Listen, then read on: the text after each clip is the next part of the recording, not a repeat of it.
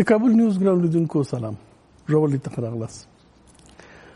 د طالبانو مشر مولوي هیبت الله خان په خپل اعلامیه کې د جګړې په دوام په جهاد دوام باندې ټینګار کړی دی او وایي چې د سولې یا د مسلې حل یوازینۍ لار د اشغال خاتمه ده. تر څو چې اشغال ادامه لري نو سوله نشي راتلی، جګړه پای ته نشي رسېدلی. دی وایي چې موږ اوس هم غواړو چې امریکا د قضیې د یو اړخ په توګه د یو اصلي اړخ په توګه موږ سره مستقیمې خبرې وکړي. اوس هم دې ته حاضر وو، لیکن د امریکا کوم وړاندیزونه چې دي هغه جګړه د منځه نه وړي، بلکې د امریکا وړاندیزونه د جګړې د دوام د سبب دي. نو په یو ترتیب د امریکا وړاندیزونه دلته مستندېږي. نو که دا وړاندیزونه مستندېږي خو معنا دا ده چې خبرې بندېږي او بیا نو جنګ به ادامه لري. که څنګه په دې باندې بحث کوو، دا په کوم طمطراق او په کوم څومره تبلیغاتي دغه کار روان دی، خبراتو ته هم د حکومت د خوا نه هم د بهرنۍ د خوا نه هم په ملي سطح باندې کومه خوشبیني چې پیدا شوې ده، دا خوشبیني څونه سمه ده، واقع بینانه ده او څونه نه ده. د په خوا کې یو بل تحلیل هم دی چې په دې وخت کې خبرې اترې او سوله کول یا امریکا سره یو تفاهم ته رسېدل طالبانو ته د خودکشۍ په معنا ده. نو په دې خاطر هم دی نشي حاضرېدلی. په دې باندې بحث کوو او په دغه بحث کې موږ سره ملګري دي ښاغلی عبدالمالک همت سیاست شنونکی او زموږ بل ملګری دی ښاغلی لطیف فارش سیاست شنونکی. موږ د جمهوریت ریاست مشاور نبی مصداق صاحب هم راغوښتی وو چې دلته راشي او د حکومت د دریځه موږ سره په دې بحث کې برخه واخلي. خو متاسفانه ټلیفون بند نه دی خو ځواب نه ورکوي. نو کاش کې تشریف درلودلی چې دلته هغه سوالونه چې حکومت متوجه دي هغه ته ځواب ویلی وي. ستړي مه شئ، په خیر راغلی. همت صاحب اعلامیه کې څنګه راغلی دی خو په حقیقت کې د امریکا د شرایطو مستندل دي. اوس د امریکا شرایط چې هر څو دلته د پوځي اډو د منلو بحث پکې ده چې طالبان باید پوځي اډې ومني د امریکا، د هغې په خوا کې د ځینو ولایتونو سپارلو بحث دغه رقم شیان یو سلسله نورې خبرې هم وي. خو دا شرایط که هر څه د طالبانو د مشر د خوا نه دا په حقیقت کې مسترد شوي دي. چې مسترد شوي دي نو بیا جګړه به ادامه لري. بسم الله الرحمن الرحیم.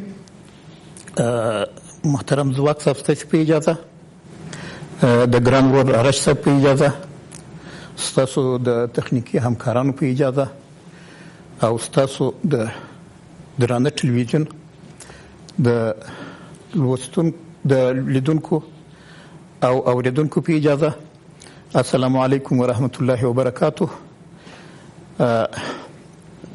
د مولوي صاحب هیبت الله اخوندزاده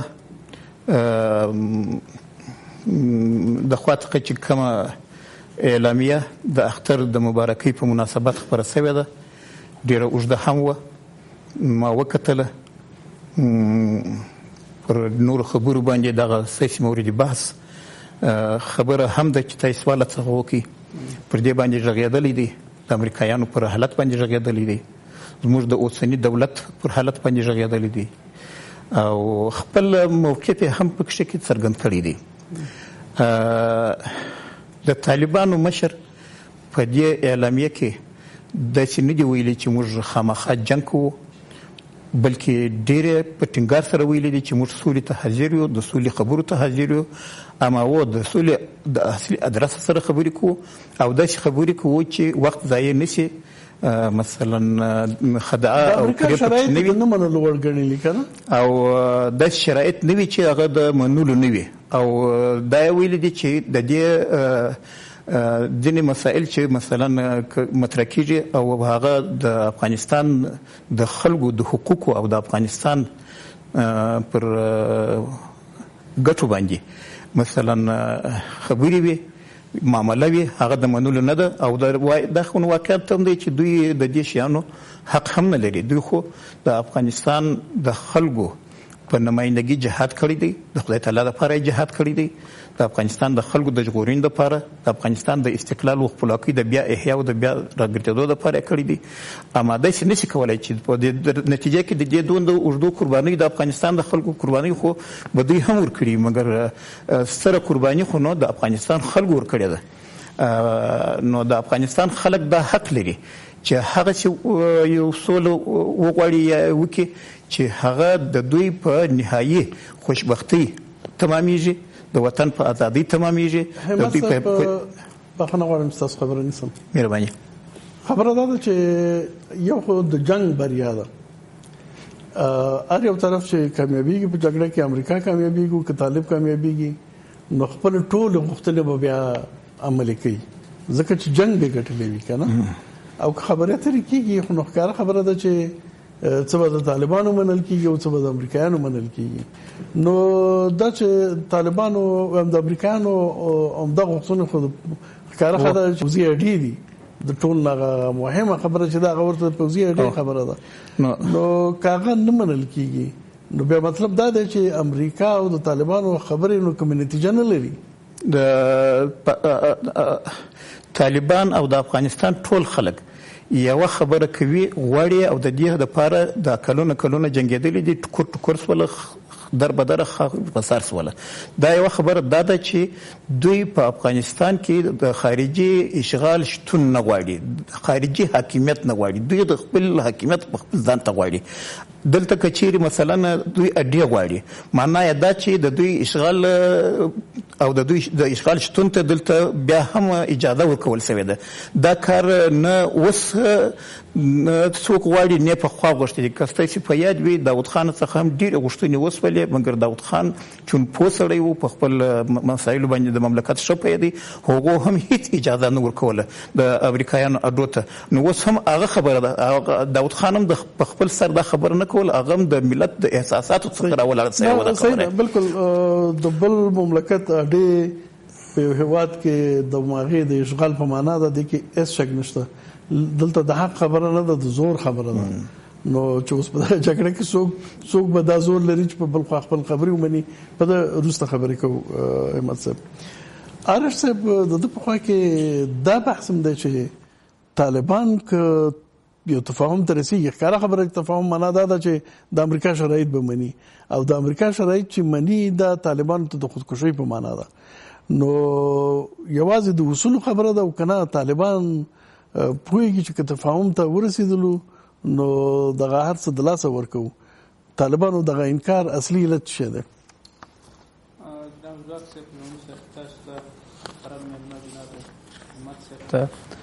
د کابل نیوز تخنیکی همکارانو ته، ګرانو لیدونکو ته سلامونه او نیکې هیلې. په لومړي سر کې خو د عرفې مبارک ورځ د افغان ولس ته مبارک وي او راتلونکي اختر دې موږ ته مبارک وي.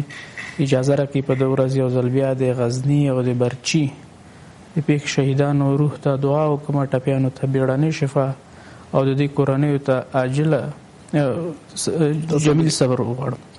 همدارنګه د خپلو بډایو ولسونو نه دا غوښتنه چې خپل وس پورې دغه شهیدانو کورنیو سره مرسته وکړي. او د دې ترڅنګ هیلهمند یم چې دغه اختر د موږ او تاسې د سولې اختري او د وروسته د جګړو شاهد نه یو.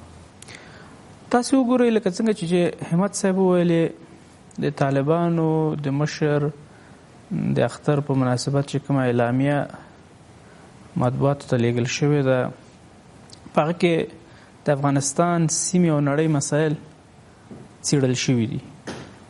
د تل په څیر د افغانستان ولسونو نه خصوصا څوک چې په جګړه کې ښکیل دي د طالبانو لوري له هغې نه مننه شوې او د جګړې د دوام باندې هغه شوی چې تاسې به آینده کې هم په دغه چاره کې هغه کوئ. نور هغه څوک چې په دلاره کې له بینه تللي دي، همدارنګه څوک چې پکې ټپیان دي، هغې ته دعا شوې. د هغه ترڅنګ دا بحث مطرح شوی ده چې د امریکایانو په اړه چې ویل کېږي د سولې بحثونه روان دي، چې موږ 15 کاله مخکې هم د سولې معقوله لاره پیشنهاد کړې وه، خو امریکایانو ونه منله. بعد له 15 کالو جګړې موږ بیا یو ځل په سولې باندې تاکید لرو او وایو چې که امریکایان وغواړي او دغه کشاله په سولې حل کې موږ آماده یو، د موږ له خوا کومه ستونزه نشته. د ترڅنګ د حکومت په اړه خبرې کړي. په لومړي ځل باندې د حکومت په اړه په جزئیاتو غږېدلی. مثلا امریکایان خطاب کړي خصوصا ولسونه چې تاسو په هغه دولت پیسې مصرفوي چې 4 کاله خپل اجرایي رئیس سره جوړ نه ده، لومړي معاون سره جوړ نه ده، مهرباني والیانو سره جوړ نه ده. تاسو دغه حکومت رامنځته کړی. د ترڅنګ په افغانستان کې د نورو هیوادونو ښکیلتیا ته هم کړی ده. یعنی یو ځل بیا تکرار کړی ده چې د حکومت سره خبرې نه کېږي. نه خو هغه مسله خو هغه ده د عربي هیوادونو ښکیلتیا مطرح کړې ده. قطر او د امارات په جده کې چې کوم کانفرنس شوی هغه ته اشاره کړې ده. ځینې دینی مراجعو ته اشاره کړې چې دغه په اساس دا جګړه جایزه ده او تاسو راته وایي چې دا په کوم اساس باندې دا جګړه بین الافغاني ګڼي. یعنی یو اوږده اعلامیه ده. هغه چې تاسو ولې زه فکر کوم طالبان په د اوسنی شرایطو کې دومره مجبور نه دي چې سولې ته د غاړه کیدي. هغه څه سولې چې امریکایان غواړي. ولې په افغانستان کې داسې یو عادل حکومت حاکم نه ده چې ټول ولسونه پې ټول خوشاله سوله کېږي او د سولې ته غاړه ږدي. خو ښکاره خبره ده چې بیا به د حکومت دغه وضعیت کې تغییر راځي. یعنی اوس چې زه وایم داسې یو پاک عادل ښه حکومت نشته چې ولسونه دومره تیرازي دي چې طالبان د بشري منابعو د کمښت سره مخ دي. په ګاونډیو هیوادونو کې حالات داسې ده چې په سیاسي اقتصادي نظامی لحاظ طالبان کولی شي له دې نه ګټه پورته کړي. کومې ستونزې چې له روسیې سره امریکایان لري، کومې ستونزې چې له ایران سره امریکایان لري، دا خپله دې ته یو فرصت ده. او د دې تر څنګ هغه نوې راټوکېدلې ډله چې طالبانو ته هم تهدید ده او هم فرصت. دغه ټول هغه عوامل دي چې که موږ ووایو چې امریکایان کولی شي د فشار له لارې طالبان باندې د خپل شرایط ومني، زه فکر کوم هغه شرایط اوس نه په سیمه کې دي او نه په نړۍ کې. نو بناءً طالبان هم په خبره پوه دي. نو د لپاره په د اعلامیه کې په وضاحت سره دا مسله مطرح شوې. مثلا په وضاحت د جګړې د ادامې خبره نه د جګړې د ادامې خبره نه. مثلا دا پکې ویل شوي دي چې د نتیجه خو د جګړې ادامه ده. صحیح ده. د افغانستان د ازادۍ او د اسلامي نظام په سر منګه معامله نه د څوک تمه لري او نه کوو. نو دا معنا دا ده چې که چیرته سوله کوو نو په نتیجه کې به امریکایان ووځي. ارشد بخښنه غواړم.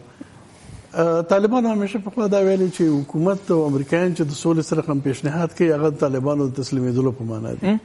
اوس طالبان هم چې سره کوم پیشنهاد کوي دا خو د امریکایانو د تسلیمېدلو په معنا دي که نه؟ زه وایم چې په سیاست کې یو بحث بل د جناب ځواک صاحب چې وایي ته تر ټولو زیات شیان وغواړه خبرو کې تر څو چې هغه حد اقل شیان د پلاس راځي. اوس که زه تاسو ته ووایم چې د شین چراغ په اول کې ورکړي د اډو لپاره نو ممکن امریکایانو سره په مذاکراتو کې حتی دغه حکومت کې د ګډون تر کچې را ټیټ کېدی. نو زه فکر کوم چې د مذاکرات دا مهم بحث دی. یعنی ستاسو مطلب دا دی چې د اشتیاق لري مذاکراتو ته، خبرو اترو ته اشتیاق لري طالبان او دا غواړي چې دا جګړه د سولې د خبرو اترو د لارې حل شي. لیکن شرایط داسې دي چې تر څو د معاملې دغه پکې موجود وي او چانس او امکان پکې موجود وي. نو داسې وي بینو امریکایان یعنی بل خو چې امریکایان دي هغه به کوم شیانو باندې حتمی ټینګار ولري. یو حد خوشته دی چې طالبان مثلا دغه نه زیات انعطاف نشي کولای، خو یو حد خوشته دی چې امریکایان هم دغه نه زیات انعطاف نشي کولای. بالکل. په دا ورځو کې د خبرونه نشر شول په امریکا کې چې ټرمپ د افغانستان جګړې نه ناهیلی شوی. جنگي ستراتیژي چې تیر کال اعلان شوی و نتیجه ورنکړله. د قوي بمبارد په نتیجه کې بیا هم سیمې د دولت له لاسه وځي. دغه تیره شپه وایي د بلچراغ ولسوالۍ سقوط وکړله، د غزني د ښار جګړه.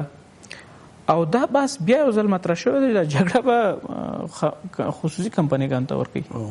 که چېرته خصوصي کمپنۍ ته ورکوي نو که جګړه د امریکا پوځ نشي ګټلی، که فرض په دې کېدو چې امریکایان غواړي دا جګړه وګټي، نه غواړي دا جګړه اوږده کړي او غشي، نو خصوصي کمپنۍ خو هیڅ نشي کولی.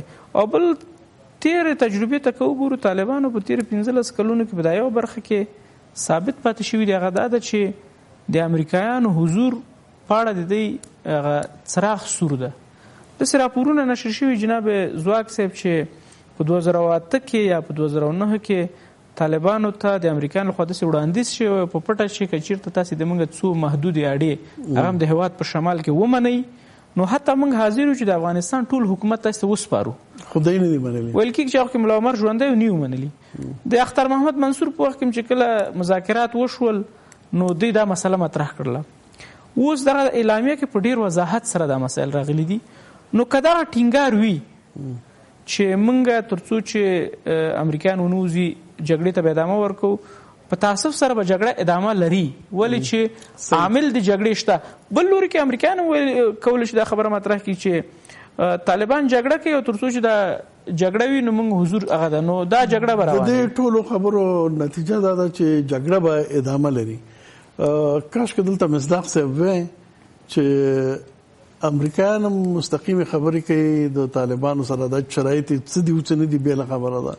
طالبان هم حاضر دي چې مستقیمه خبرې وکړي د امریکایانو سره. دغه د افغانستان حکومت چرته دی؟ نه طالبان په دې اعلامیه کې ډېر ښکاره واضح، یعنی مطلب دغه حکومت نه د خبرو دی او نه ورته حاضر دي چې خبرې وکړي. امریکایان دا په اعلامیه کې نه وایي خو عملاً دا کار کوي. طالبان سره مستقیم خبرې کوي او حکومت پکې شامل نه دی. نو د دې حکومت حیثیت د دې حکومت ځای چرته دی؟ نو کاش کې مصداق صاحب چې په دې سره بحث کړی وی.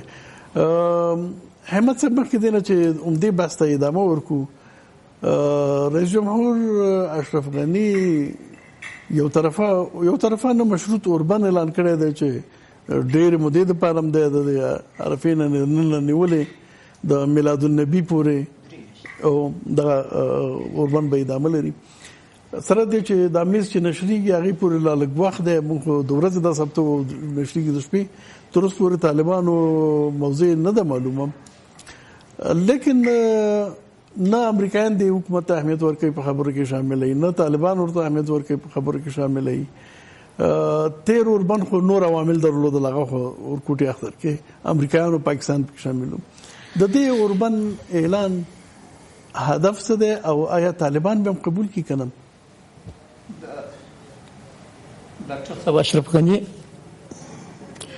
خو چون څو ورځې مخکې دا خبره کړې وه نو اوس مجبور دی چې د خپل خبرې جواب خلکو ته ورکړي. د ویلي وه چې په راتلونکي لوی اختر کې زه اوربند اعلانوم. دا د غزني خلک به په نظر کې وو د چې دا اوربند اعلانوه او په غزني سره کوم قصه تېره شوله، د رئیس جمهور به د غزني په سترګو کې وو که نه وو؟ نه نو د شان نصفه تخمینولی، د مخکې خبرې نصفه تخمینولی. نو د چې دا خبره کړې ده د خپلې خبرې دپاره باید یو لامل یو ولټي پیدا کړي چې بیرته یې نه کوي. نو چې بیرته نه کوي خو خلک ورته وایي چې ولې نه کوي؟ دوی ورته وایي چې دغه سبب طالبانو د ویل شول چې طالبانو په غزني باندې حمله وکړه د اختر په دې مخکې کې، د ورته ویل شول چې په کابل کې واړه ماشومان ووژل. دلته په دې نه هغه خو بل بیا به نه وي. د اختر په مناسبت د طالبانو د پالیسۍ څخه معلومه شوله چې اختر په مناسبت طالبان غیر رسمي د پخوا په شان اوربند کوي مګر اعلانوي نه د حکومت سره. دا به یوازې اختر ورځو کې اختر ورځ کې هر وخت په هر اختر کې د سوي دي. نو چون رسمانه د حکومت سره اعلان نه کړ، چون رسمانه د حکومت سره اعلان نه کړ ځکه نو د په دراحه کې ودرېدی چې اوس څه وکم. البته د خلکو سره وعده کړې ده چې زه اوربند اعلانوم. نو ځکه بیا ویل چې زه د خلکو سره مشورې کوم د سولې د شورا د غړو سره.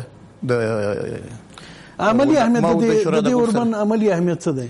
اوس خو نو هیڅ نه دی. اوس خو معنا دا چې ویل چې مشروط قوم هغه د خپل خبرې په حساب دا وکړله چې مقابل جانب وربل وده کوي ورسره وی نه منله ځکه نو د لپاره د دې چې هغه خپل خبره کړي او دغه سبب وای چې ولې ما پر ځای نه کړ ویل چې مشروط طالبان ولونه مشروط خو دا معنا چې کچيري طالبان وربند ونه کی موږ هیڅ وربند نه او یعنی وربند نشته. عبد الله هم دغه سی ویل چې دا خو هیڅ معنا نه لري چې موږ وربندي نو طالبان په دې وربند ونه کی چې طالبان دغه اوضاع ته ګوري. طالبانو خبر بل ځای هم ده هغه په امریکا کې ده د امریکایي جنرالانو د افکار او د پالیسي د افغانستان د مسئلې په باب متحدي او یو نه دي. ټرمپ یو څه وایي حواشي شاوخوا چې پر دوی راګرځېدلي دي هغه نوري خبرې ورته کوي. دلته جنرالان چې دي دوی نوري خبرې ورته کوي. دغه جنرالان چې په افغانستان کې دلته نن مصروف دي او ښه معاشونه لري او ښه امتیازونه لري او خوښ دي چې دلته واوسېږي او په کاغذو کې نه بلکې دلته د وایسرای په صفت باندې مثلا واوسېږي. دوی نه غواړي چې دا جنګ کاته شي. دوی خو نه د دوی ځامن پکې مري نه د امریکا خلکو ځامن کې مري هیڅ په ورانه پکې نه د افغانستان. دوی اصلا په جنګ کې ګټه ده نو دوی هم رقم غلطي خبرې ورته کوي. ټرمپ یې اوس اخیستی دی اریانې چې څه وکم. اوس بیا یو بل خبره چې د بلیک واټر د قاتلو اجرانو رامنځته شوله د اجرو قاتلانو رامنځته شوله دوی بحث کوو اجازه راکړه. دغه خبرې هم ټرمپ یو څه نور بیا امیدوار کوي نو کې سوس کوي د سولې په باب چې ته ودرېږه ګوند د دې لارې څخه یو څه وشي. نو طالبان هم د ټولې خبرې اوري ټولې خبرې تحلیلوي بالاخره چې فکر وکړي چې موږ هیڅ ضرورت نه لرو چې سوله وکړو. موږ مجبوریت نه لرو بلکې موږ تفوق لرو. خلک زموږ سره دي د خلکو ذهنونه زموږ سره دي د خلکو افکار زموږ سره دي د خلکو عقلونه زموږ سره دي د خلکو کومک زموږ سره دی. د افغانستان حکومت دغه څه دی چې د 4-5 کاله تقریبا د ټوله په جنجالو تیر کړل. خلک دې ناراضه دي او زموږ سره خلک نشته. نو ځکه موږ هغه څه کوو چې د خلکو خوښیږي. خلک دا نه وایي چې جنګ پرېږده او موږ استقلال په خطر کې واچو. دلته دوه نور موضوعات مهم مطرح دي چې هغه یو د داعش بحث چې عارف صاحب هم ته اشاره وکړه او بل بیا هم دغه د بلیک واټر یا د ایرک پرنس د شخصي ملشه عباس چې جنگ ادامه پیدا کوي نو د دې نتایج به څنګه وي. اوس یو لنډه دمه لرو د مینوسته باسته ادامه